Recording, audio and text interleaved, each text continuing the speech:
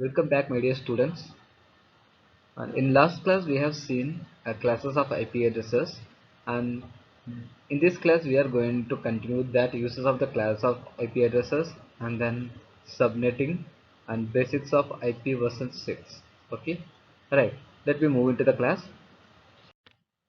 So you see here in this slide, I mentioned some uses of the different classes of IP addresses. That means for each and every classes of IP addresses, applied in some specific functions. Okay, for an example we can say that you see, suppose if any organization maintaining more than 65,000 of systems, nearly lakh system they are using, means that time they can use the class A type of IP addresses, because build that class A support for less number of networks, but with that networks we can connect multiple hosts. Okay, so that means nearly more than few billions of systems we can connect with that class A kind of networks. And if you are looking at that class B, then minimum of 65,000 and then 535 systems we can connect with that network, and then we can create the same range of networks with the help of class B IP addresses.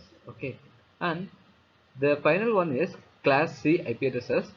With this IP addresses, we can create the first 24 bits are used to create that network addresses, and then last one byte value is used for creating that host addresses. That means 0 to 254. So only up to 254 systems we can connect with class C kind of networks. Okay, so wherever these ranges of systems are required, so based on that number of systems we have to choose that particular classes of IP addresses. Okay, for an example I'm telling, if you are working on our university laboratory, then inside the laboratory we can have a minimum of 100 system. Okay, say for an example I'm telling, so if you want to connect that 100 system with the server, then which kind of IP addresses we need to choose, means we can simply go with class C, because in class C only we can create a 254 systems of IP addresses. Okay, so not more than that.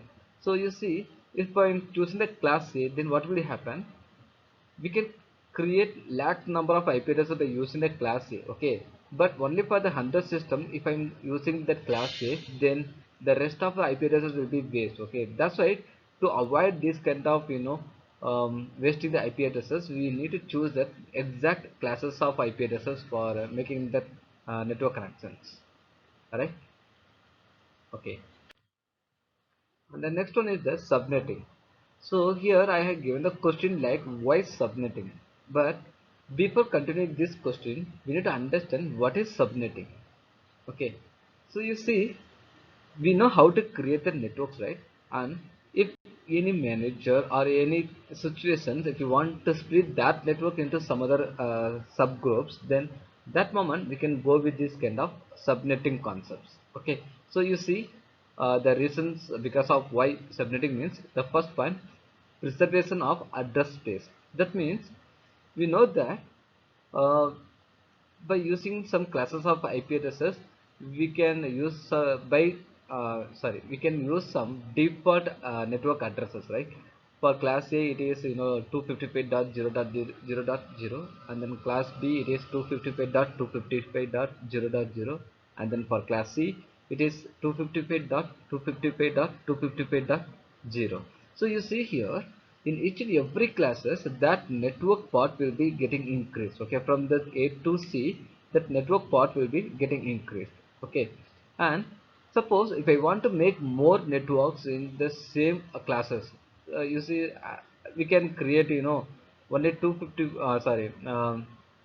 by using that class A, we can create only 0 to 250. That means the first 8 bits will be used for identifying the network addresses. And if I want more network, then I need to borrow some other bits, some more bits from the host part.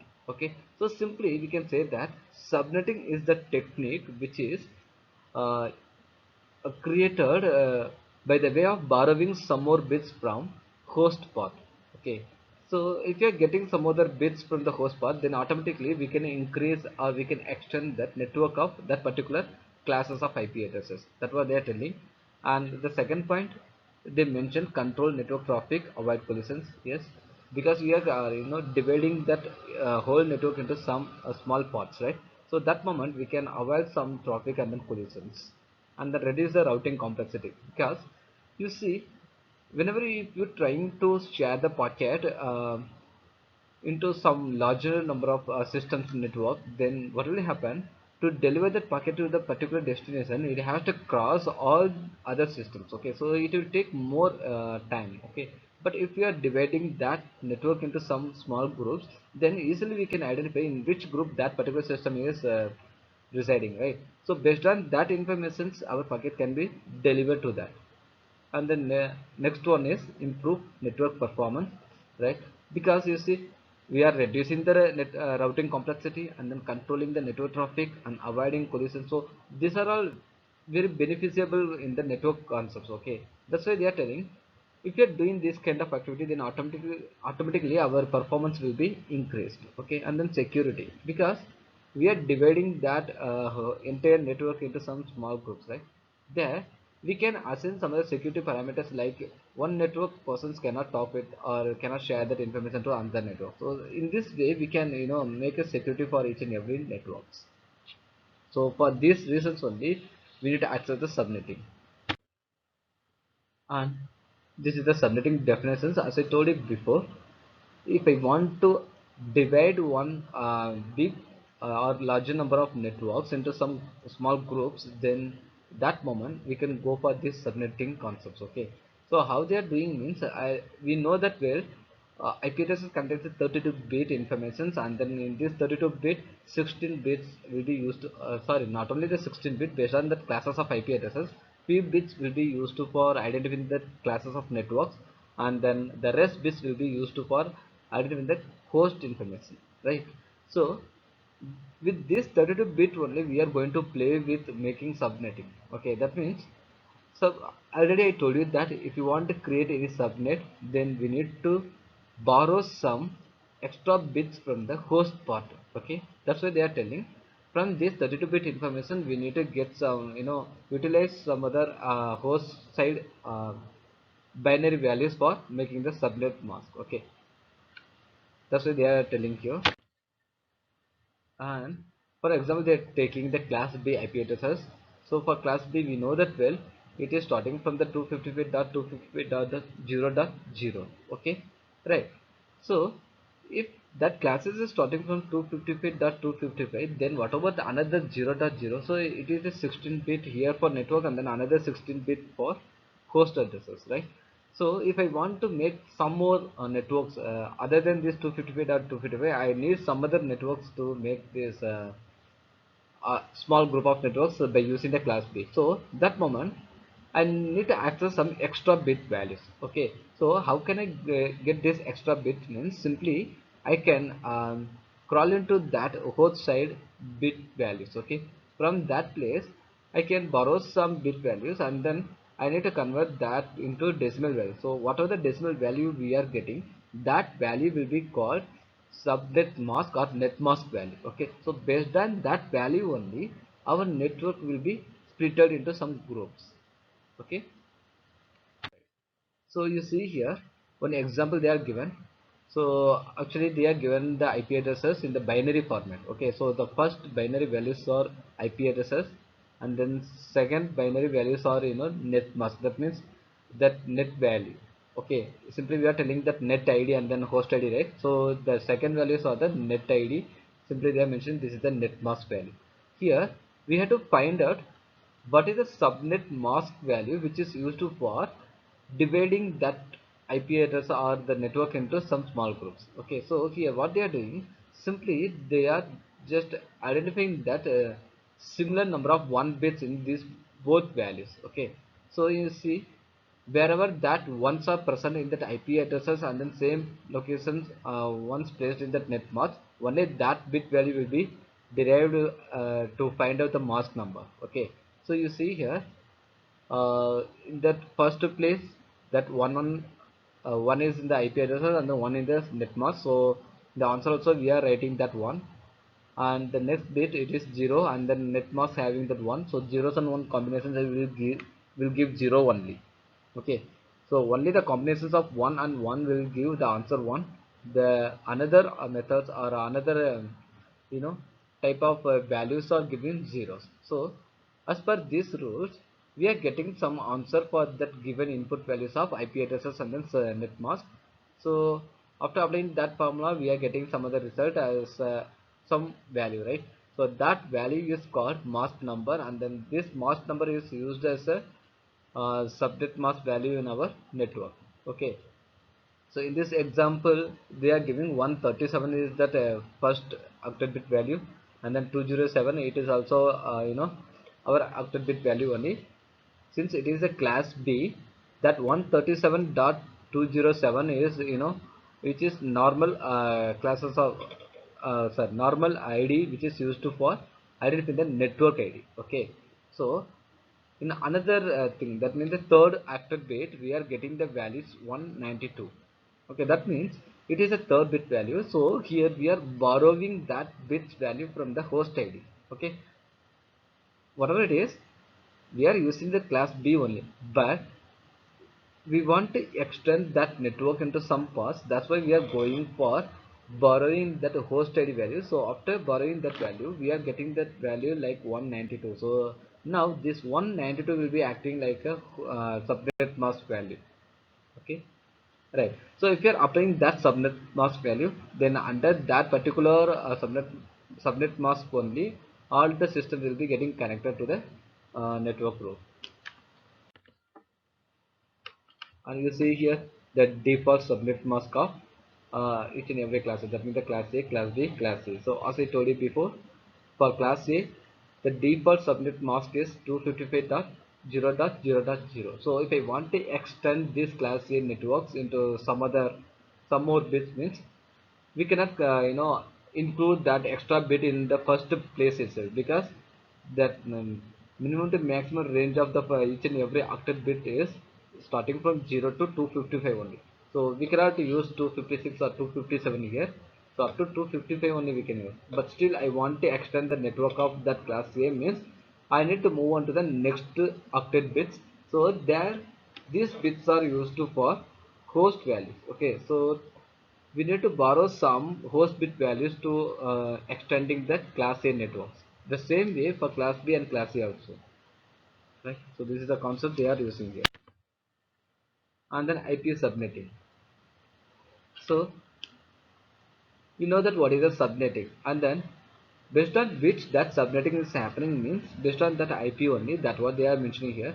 And in the second point you see IP hosts should support the subnetting. That means what are the IP hosts? That means suppose I'm the server, then I'm providing the IP address, means we have to say I'm the IP host here. Okay, so what are the IP addresses I'm using?